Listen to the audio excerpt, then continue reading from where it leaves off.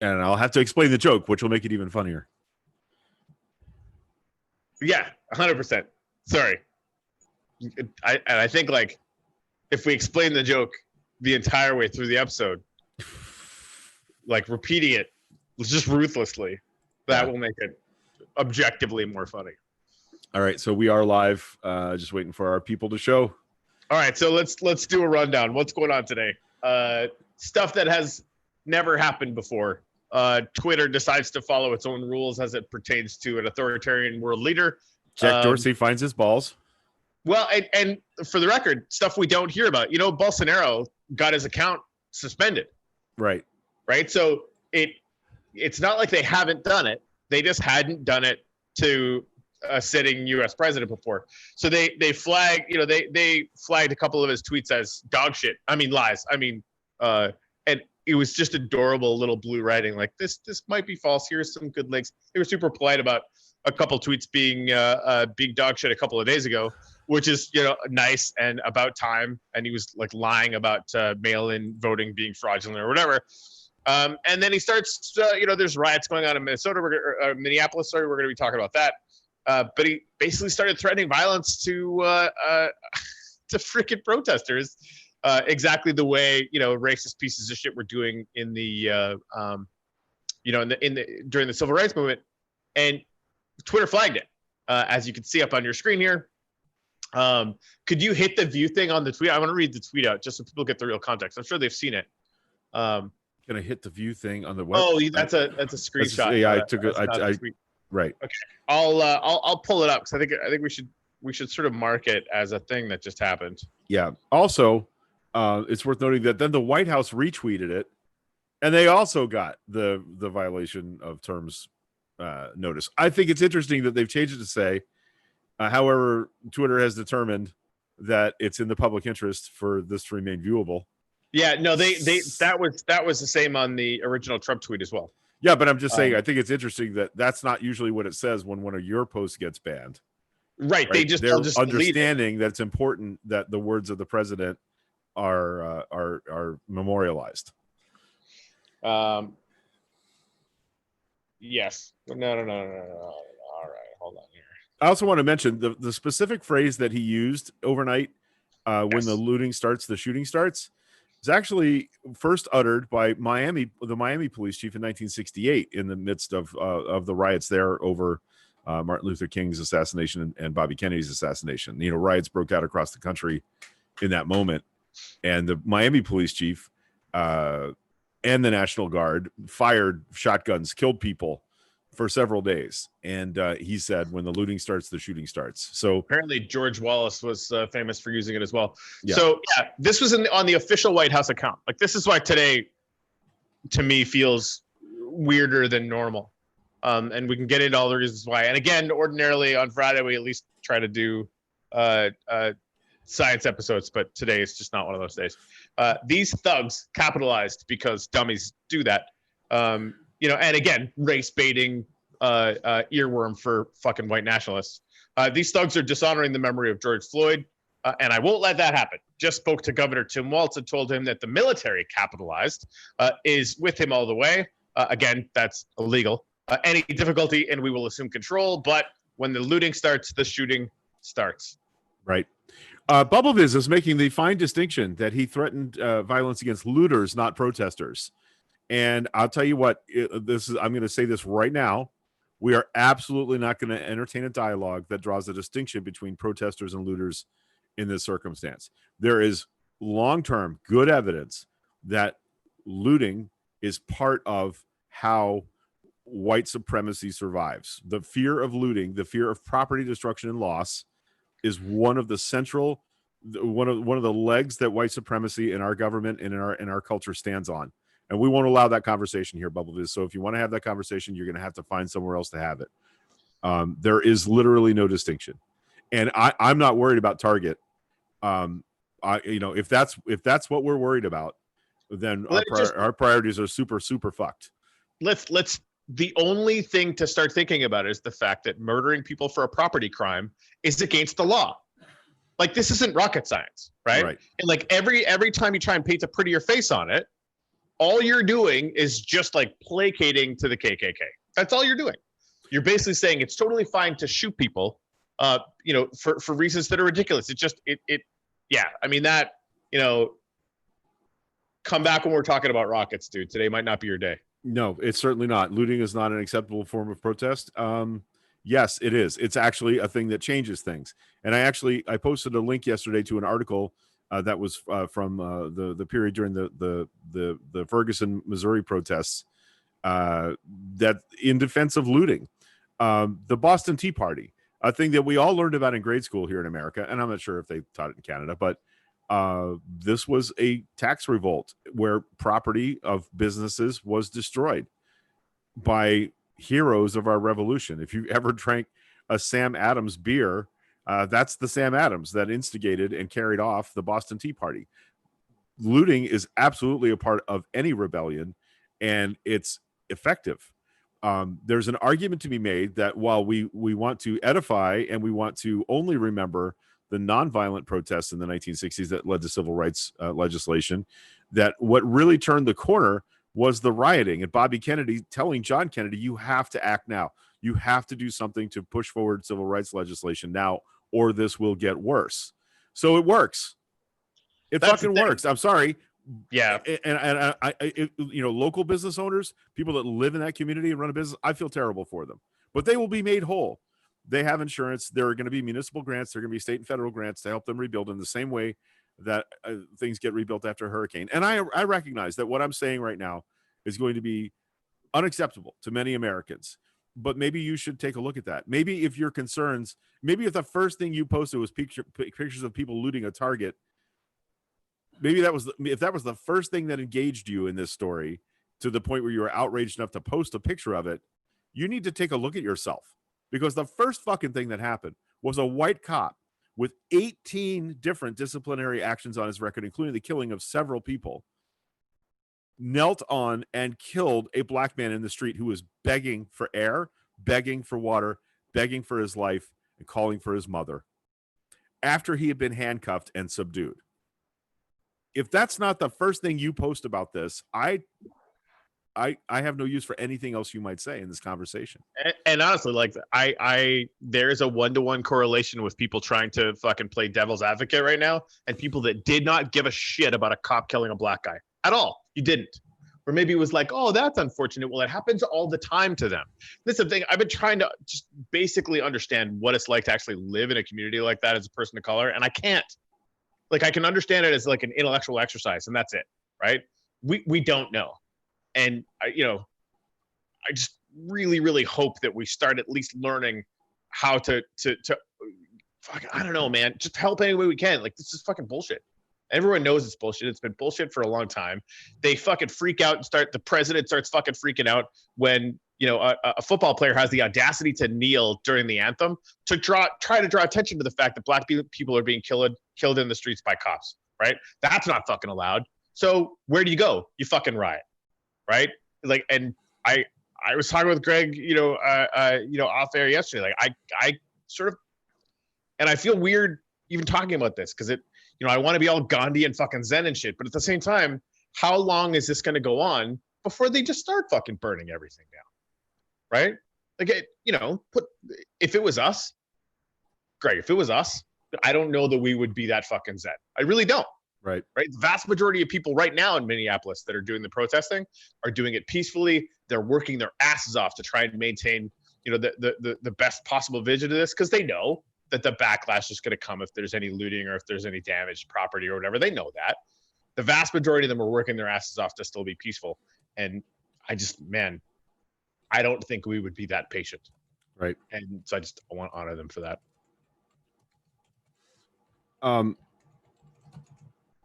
So I'm typing something at our other moderator right now. So vamp for a second, if you will, and I'll come right back. Okay. So, I mean, the Twitter thing is something I'm deeply fascinated with because that changes the entire conversation, what's going on. And of course, I retweeted a few things this morning. I'll just try and get to them in order because it's just fucking really ridiculous. Yeah, Um, Michelle makes a good point. Google the Stanley Cup and see how many white hockey fans burned up their towns when their teams lost or won. yeah, dude, it's ridiculous. But those are white people, so those are white. And yeah, nobody ever thinks about that.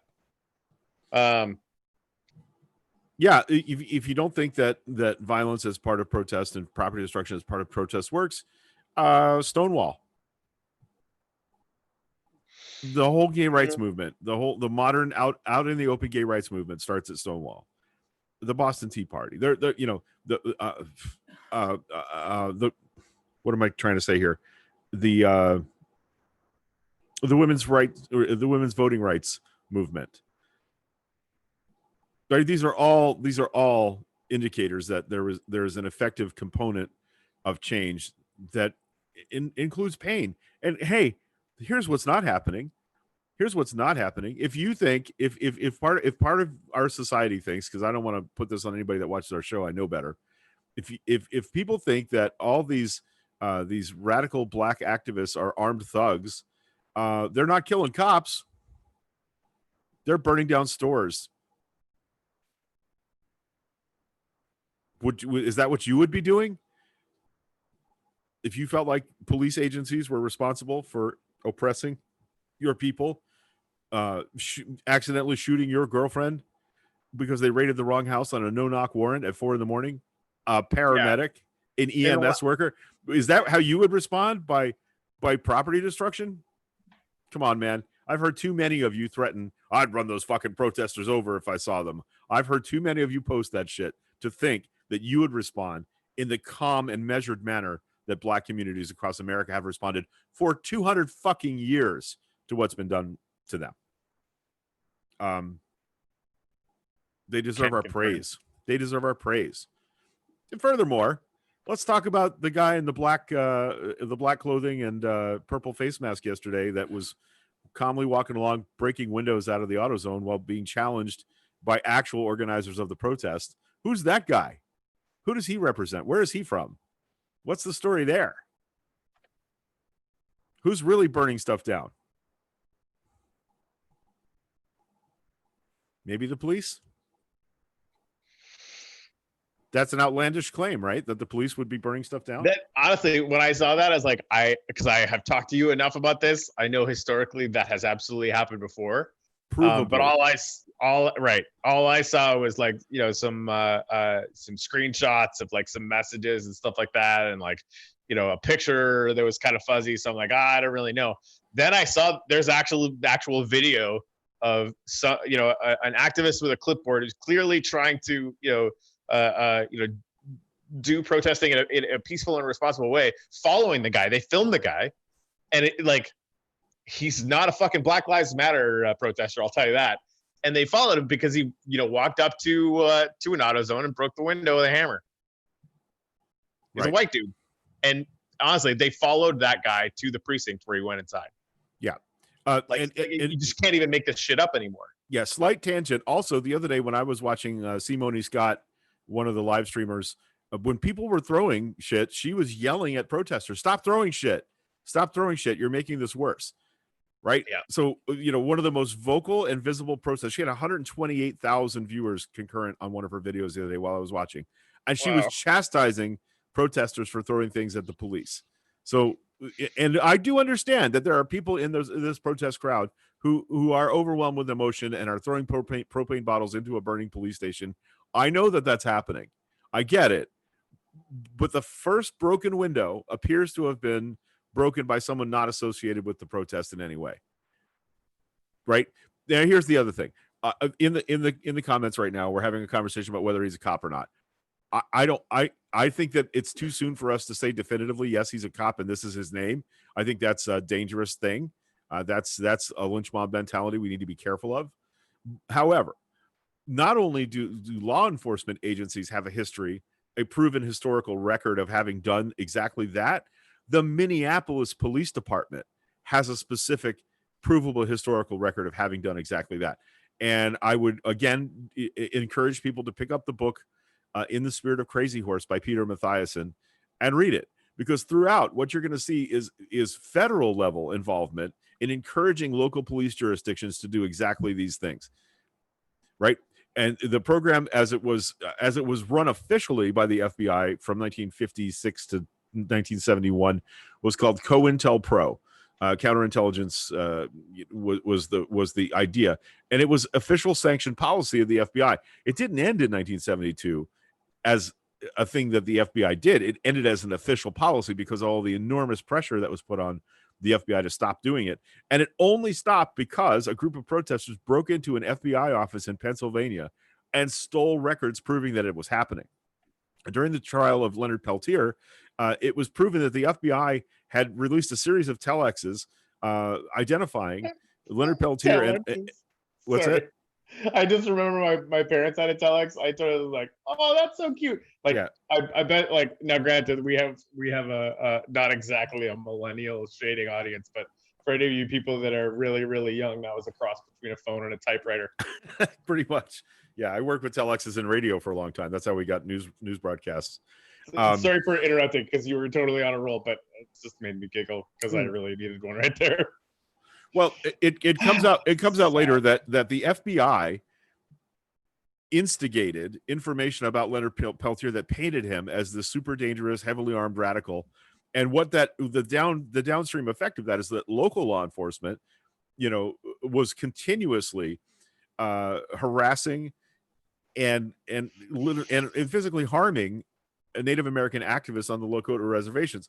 And in Minneapolis specifically, there was the AIM, the American Indian Movement, started what they called an Indian survival school, which taught kids native languages and their native religious ways, which, by the way, the Bureau of Land Management and Indian Affairs schools didn't allow them to have any of that knowledge.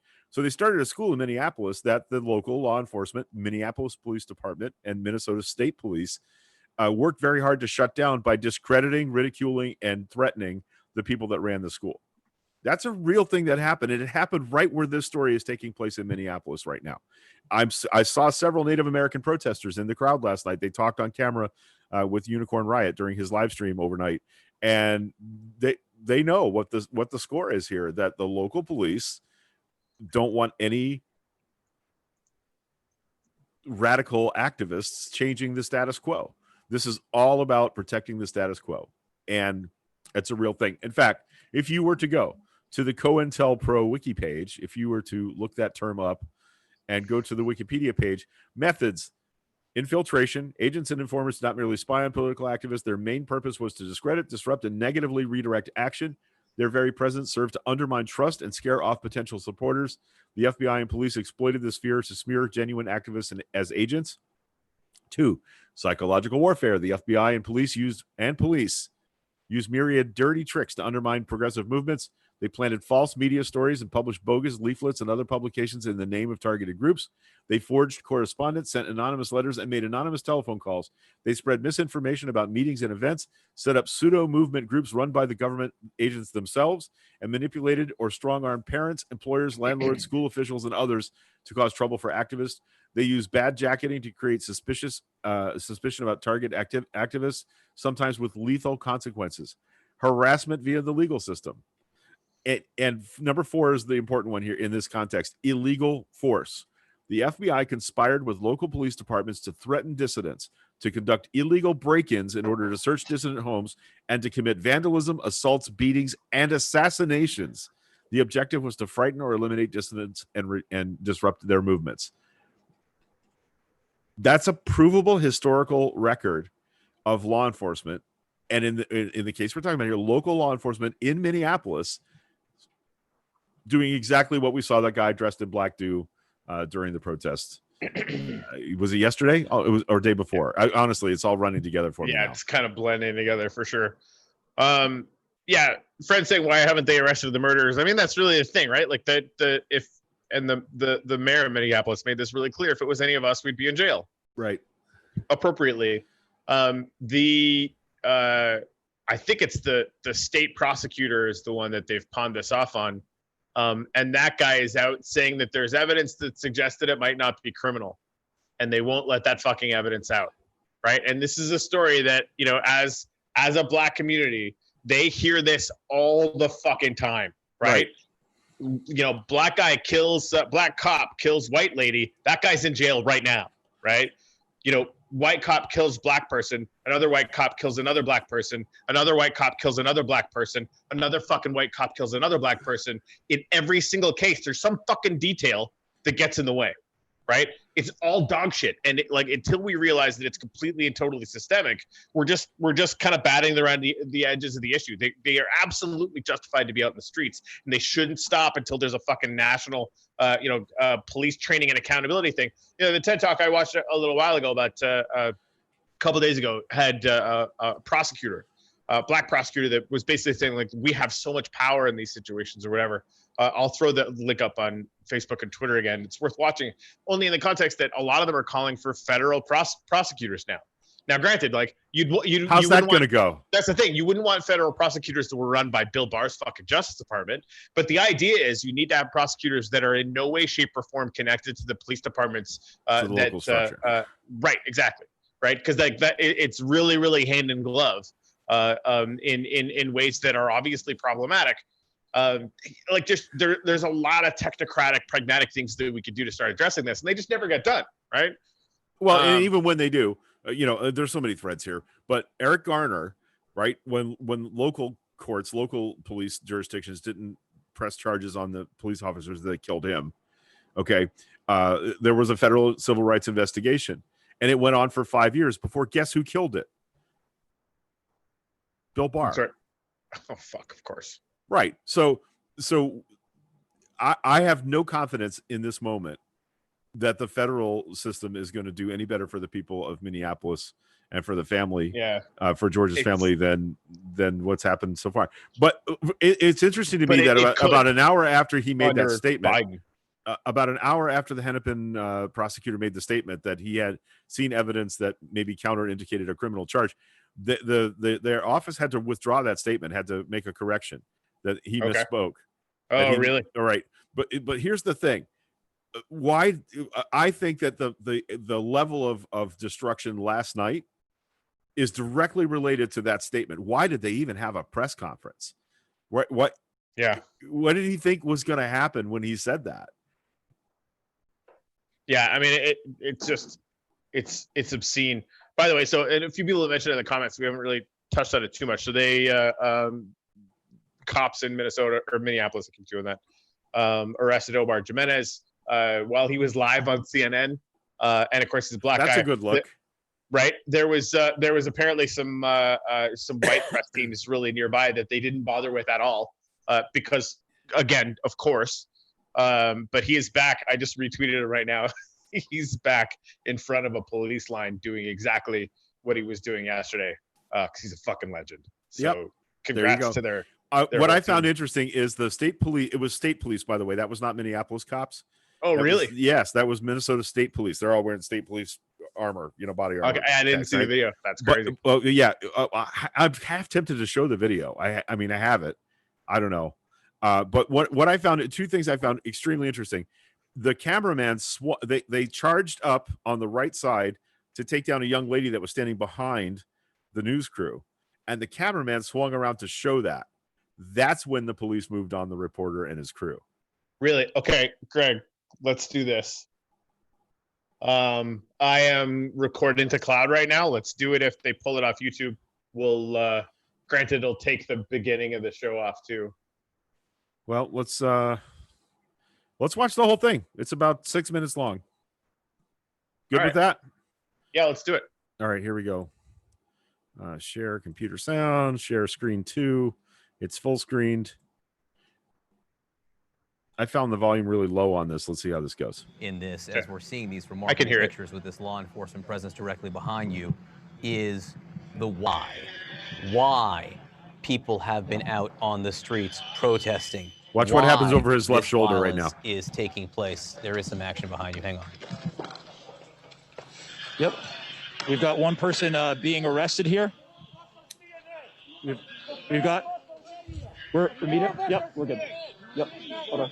I got you. Hold on. They had us here. We're speaking with State Patrol right now. Give us a second, guys. We can move back to where you'd like. We can move back to where you'd like here. We are live on the air at the moment. This is the 4 of us. We are one team. Just put us back where you want us. We are getting out of your way, so just let us know. Please let me comply.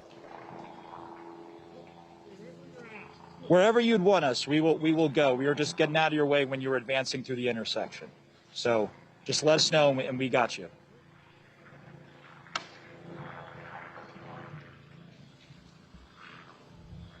And this is a scene here playing out in Minneapolis. This is part of the advanced police. All right, he's holding his credentials in his hand. Yeah. And inside that little Ziploc is also the paper specifically designating that they have permission to be exactly where they are. Wow. So the police later said they arrested them until they could verify their identity as CNN correspondents. Right. Turn CNN on, you stupid fuck. Presence that we saw come over the course of right. 4 minutes when the local police showed up at the fire department, or with the fire department, I should say, on that building we showed you that was burning. This is among the State Patrol unit that was advancing up the street, saying and scattering the protesters at that point for people to clear the area. And so we walked away. I'm sorry? You're under arrest. Okay. Do you mind telling me why I'm under arrest, sir? Why am I under arrest, sir? Officer's with CNN and he's on the air right now. Okay. You are arresting him live on CNN. We told you before. Look at his face. We are with CNN. This crew is like, you're arresting him live on CNN. You raging dumbasses. Tuning in, you are watching our correspondent, Omar Jimenez, being arrested by state police in Minnesota. We're not sure why our correspondent is being arrested. Hang on 1 second, Allison. Let's listen into what these officers are saying.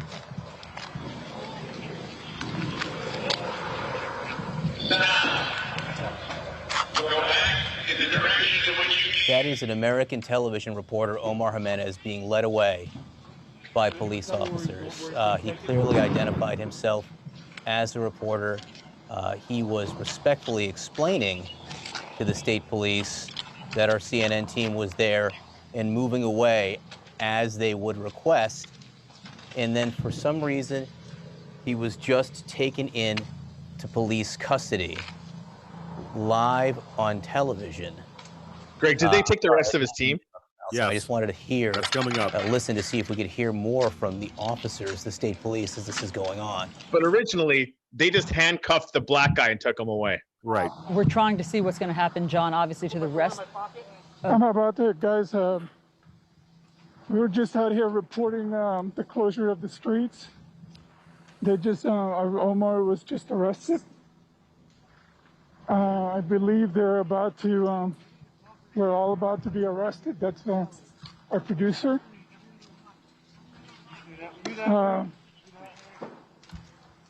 Our CNN producer is being... I'm probably going to be taken in a minute. Our CNN camera crew and our just, producer are being arrested right now on live television in handcuffs. I've never seen anything like this. Why, guys, what is, Allison. why are you arresting us? I mean, we're just passing along the message, your message. I'm done, you know, we're just out here doing our job as well as you all. We can do that.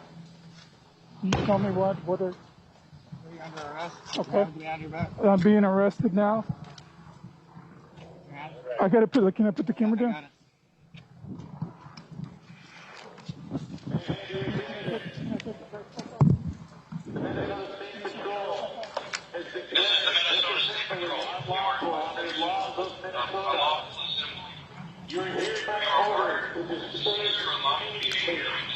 If you're just tuning in, this is our camera crew, our CNN camera crew, being arrested by the Minneapolis State Police. We believe the camera is now on the ground because our cameraman has been handcuffed. Notice he left it running. Yeah, fucking A. Correspondent Omar Jimenez was also led away in handcuffs, as was his producer. They were standing where they were told to stand previously by police. They were out of the way. We don't know why they're being arrested. They're not being given any explanation, as far as we can hear, for why they're being arrested. We don't know why they're being handcuffed and led away. They are allowed to be reporting on the unrest that's happening right now, but for some reason, the state police have decided that they need to be under arrest. And just to be clear, Allison, having been in the middle of protests like this, I've never seen anything like this. I have never seen anything like this. The camera is being walked away. Now, I don't know if this camera is still in the hands of our photojournalist or whether the police officer, yeah, this is the police carrying our camera just right left now. it on. Not aware that it's still rolling. We have been listening in, and our team there has not been given any explanation for why they have been taken into custody. And I just want to be clear, if you were watching what Omar was saying and listening to his reporting, he was explaining what had happened over the last few hours and how law enforcement was arriving on the scene and how they had dispersed the crowds largely and how for the first time there was order in the scene. Nevertheless, taken into custody, our camera now on the ground, still rolling, still capturing these live images. Unreal. Yeah, that happened. And again, this is on the same day that the president of the United States gets a tweet flagged and covered for glorifying violence. And then when that wasn't good enough, they put it up on the official White House Twitter account. And so they flagged that one. And of course, now Trump is screaming about the fact that social media companies are targeting conservatives, which is dog shit. And he tweeted an hour later, China, exclamation mark. That was the whole tweet. Just that one word. My favorite personal clap myself on the back tweet of today was retweeting that with, "Sir, this is a Wendy's." Yeah, because it's insane, and we all knew he was going to spiral. We've all seen him spiral anytime he gets pushed into a corner. But what Greg and I were saying, off air is that this is, it was a powder keg already, right? People are fucking they were already desperate. Then COVID hits. Then, unemployment, we lost another 2 million jobs this week alone, right? That is completely and totally intense. So it's going to exacerbate every single one of these issues, right? Every place where it's possible for a riot, there probably will be one. And then this sparks it off and they basically do almost everything wrong. So, then what is an authoritarian to do but say, okay, well, we'll just bring the military in. It's just all the worst case scenarios. And this is not the end. This is the very beginning of the COVID problem. Yeah. It's not going away. It's now literally everywhere in the country and gaining steam. And it's only going to make things that much worse.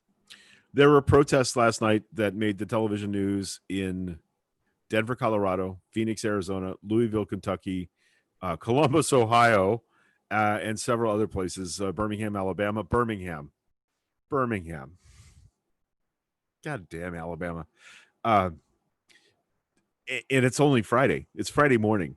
I have a strong sense that by tomorrow night, we're going to see this kind of activity everywhere in most of our big cities. I've heard people discussing having a protest in St. Pete, and we know St. Pete knows how to riot.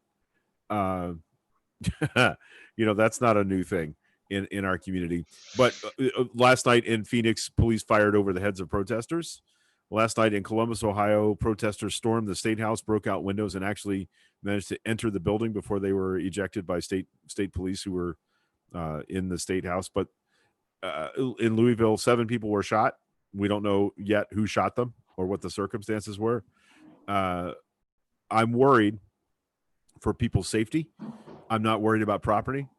But I have to tell you, I think this is an important thing that's happening. I don't think it's fair to call this a riot anymore. I think this needs to be called an uprising. And I think that there's some semantic difference between those two things. I think we've moved into a new phase of what we've been afraid was going to happen, happening. I worry that this is going to allow the president to try and phase in martial law.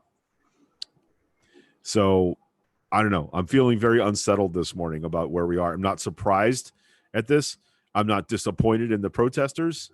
I'm disappointed in the like last night having a conversation with somebody else about this. They were, what do you think will happen next? I was like, I'm sure the president will calmly and rationally tell the American people that this is a normal spasm of people who are upset, and it'll be okay. I'm sure the president will not make it worse. And I said that with deepest possible sarcastic voice. This president will not make it better. He'll make it worse. Yeah. Yep. I want to remind people that in 2017 at a rally, the president was praising police, and he said, I think you're too gentle with them. When you put them in the car and you guard their heads, so they don't get hurt. Maybe you shouldn't do that. He encouraged police to be more violent than necessary. He encouraged police to be more violent than necessary. So that's leadership. That is leadership. Influencing what people under your command do. That's leadership. So he is a real leader.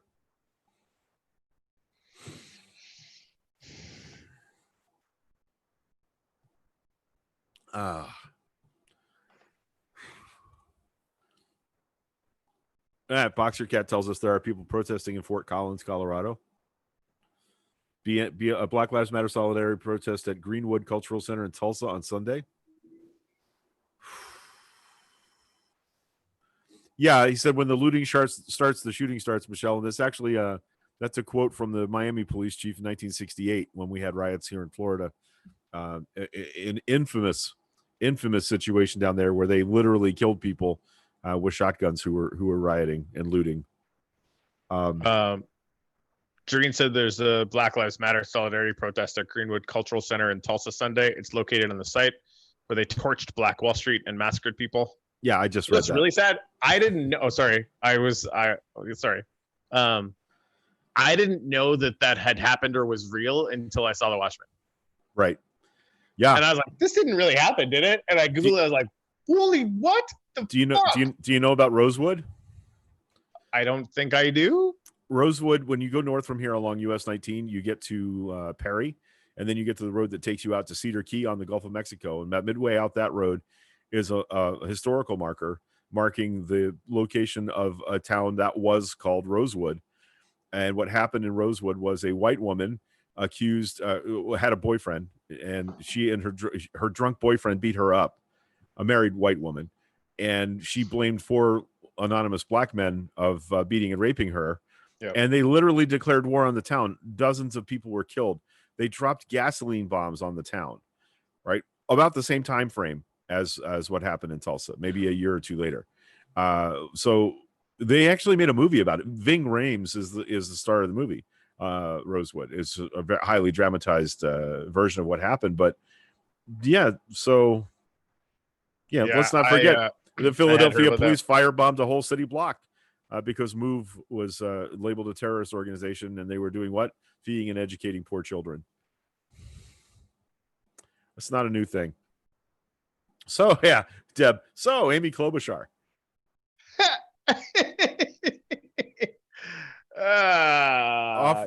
Officer Chauvin was among the police officers she refused to prosecute. What she was the district attorney of Hennepin. Yeah, that is disqualifying in this moment. And I have to tell you, if you think that Kamala Harris is a good VP pick, be careful. Yeah, because she also has a complicated history of prosecuting black men in her community, and that's gonna. If you don't think they have a dossier, a big. And again, two both of them senators that are doing just fine in the fucking Senate, and Stacey Abrams is like, let me fight, right? Yeah, like she's the pick. And like, I don't know if you guys listen to it, and I totally just want to change the subject for a second, just because this actually gives me a tiny little bit of hope. Because again, like Biden stumbles over his words sometimes or whatever, like well documented.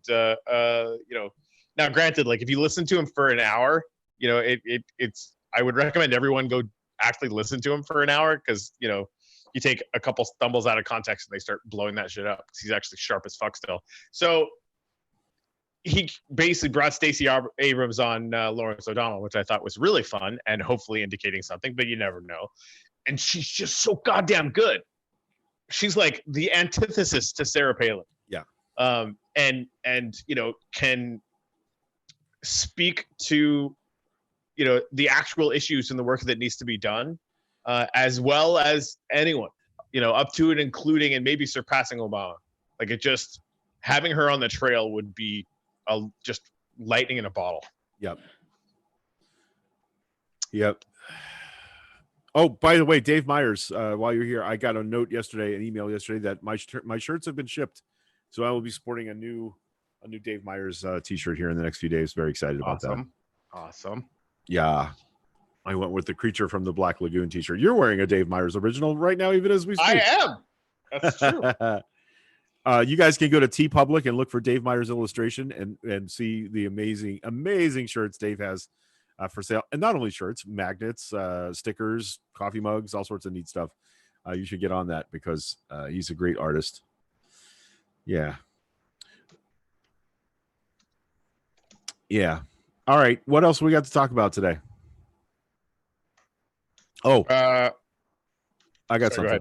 Yeah, just real quickly. I'm thinking tomorrow we're supposed to have another attempt at launching the SpaceX vehicle with Bob and Doug. However, there is a developing tropical disturbance out in the Atlantic, and it's downrange from where the launch would have to go.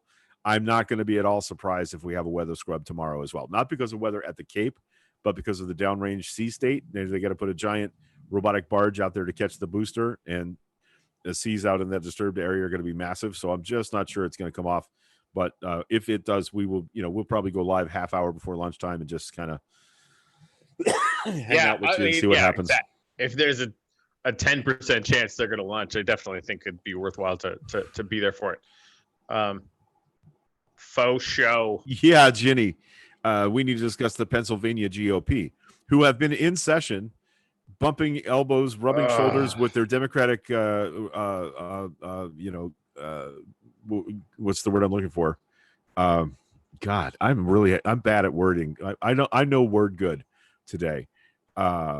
Colleagues, their Democratic Party colleagues, proclaiming loudly that Pennsylvania must reopen, that it's bad for business, that everything is safe, the whole time knowing that one of their committee members was COVID positive and appearing with them.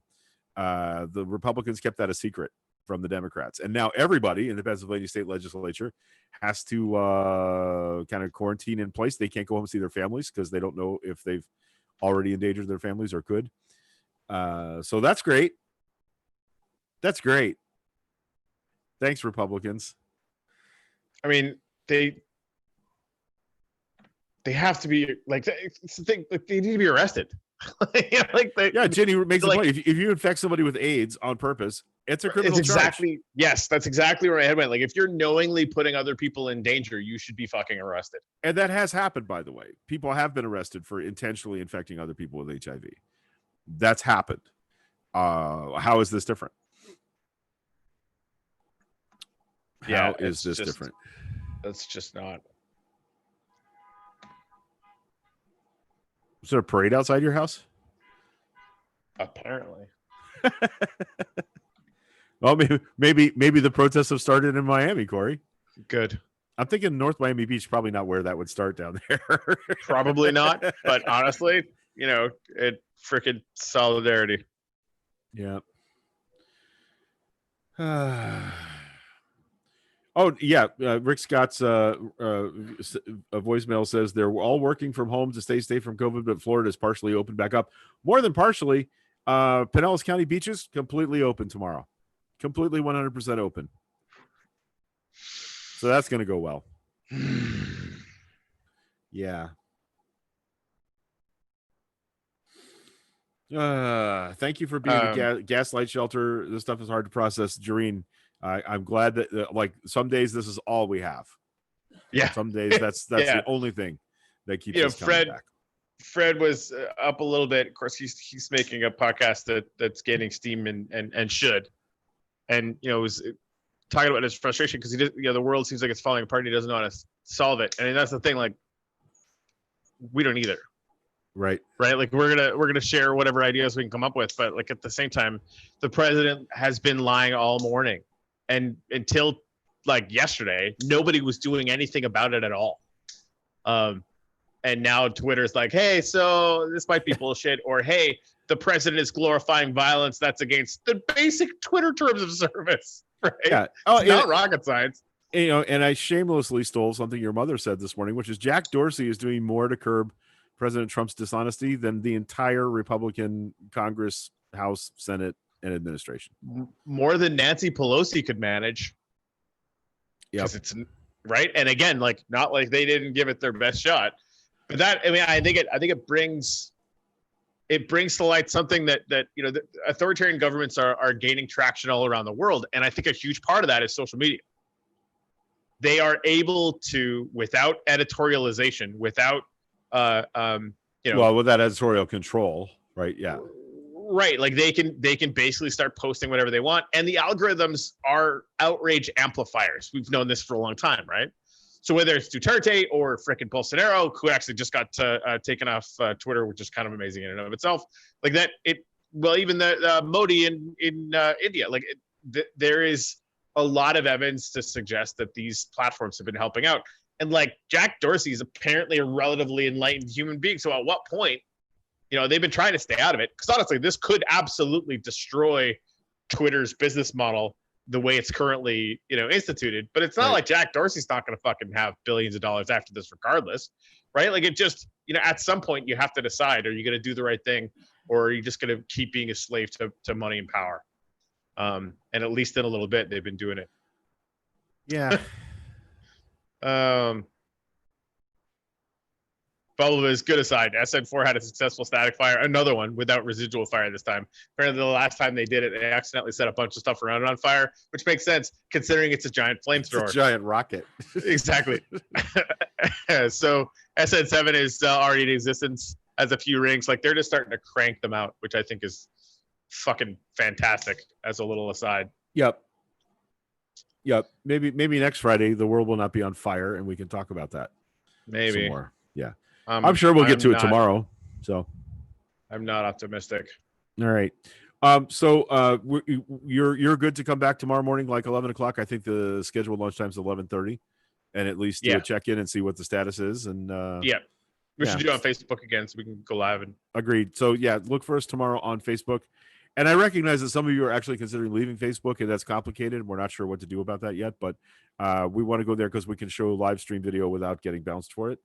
And we definitely want to do that. So, so with that said, you ready to wrap this up? Yep. What do you got going on today? Anything important? No, I just want to give Deb Vera a shout out. Hope not. Yeah. Oh. Yeah. I gotta catch up on some writing I didn't do yesterday. I'm gonna do that. I think, like, on the 100 days thing, I think I'm just gonna take this weekend off. I know that, like, goes completely, totally against everything, but you know, with everything that's been going on, like, overwhelm is starting to kind of be a thing. Yeah. So I was like, you know what? Just fucking, you're making this rule shit up. So, like, you know, I can hear my Aunt Gail's voice in my head telling me to have balance. Shut up, Aunt Gail. Except she's totally right. So anyway. Well, you tend to do that. You load yourself up with 15 impossible things. Yeah, exactly. Yeah. And you carry them way longer than I imagine you can, and then you crash, and then you come back. And we all do that to an extent. It's never dull. Never. That's people that tell me they're bored mystify me. People that tell me they're bored, I'm like, yeah. I got 9 books I haven't gotten to. I got 8 million Minecraft worlds I haven't built in.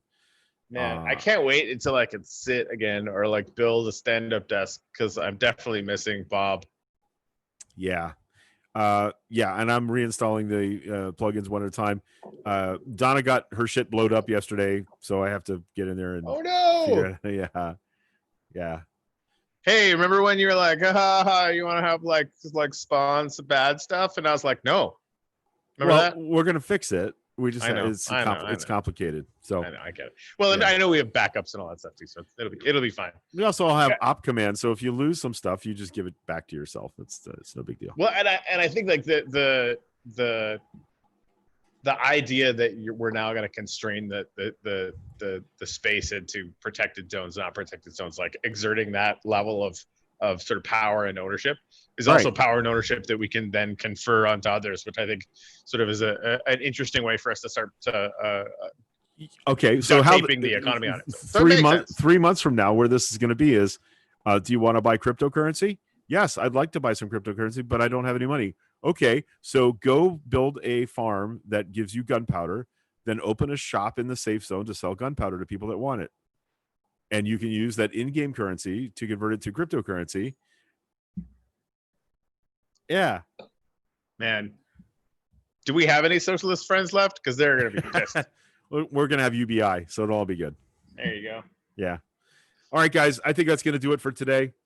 We love you very much. We appreciate you being here. We are always grateful when we switch this on and people show up. No one's more surprised than us when that happens. And we'll be back tomorrow morning for a check-in on what's happening with the SpaceX launch, and then again for a regular show on Monday. We still have a schedule. We haven't scheduled our friend Seven Bates to come on from Bakersfield, California. He wants to be our first live interview from within the Minecraft world, but we probably shouldn't do that until we're sure we won't get blown up in the middle of the interview. I think that's probably something we should think about. A strong plan. But we're looking forward to that. We've built a studio. We built an interview studio. It's underwater. It's a coral reef. It's very cool. And we're dying to show that to you. So we got a lot going on. Corey more than me. If you're going to go out to a protest this weekend, be mindful. Make sure that you're helpful in the process. You know, I'm not a guy that's going to be up at the front screaming at people, but I could see me standing in the back with bottles of water, making sure people get medical attention if they need it. If that's your motivation to be there, do so. Take care of your friends, take care of your neighbors, take care of each other. And, you know, we're in a moment here that feels like it's like trying to run in molasses since 2016. But I feel like we've entered a new phase in that moment. And I hope that you all remain safe and healthy and as happy as you can possibly be. Happy birthday to Randy Withers, by the way, who turned 66 yesterday and does more before 10 o'clock than I do in a week every day to help our homeless population and those in our community who are in need. And we're pretty excited for our friend Randy and the work that they're doing. Greg, are you coming here to see the launch? No, we're not going to make it over. Deb, we decided that we want to wait until things are safer. If this is successful, there will be a lot more manned launches in the months and year to come.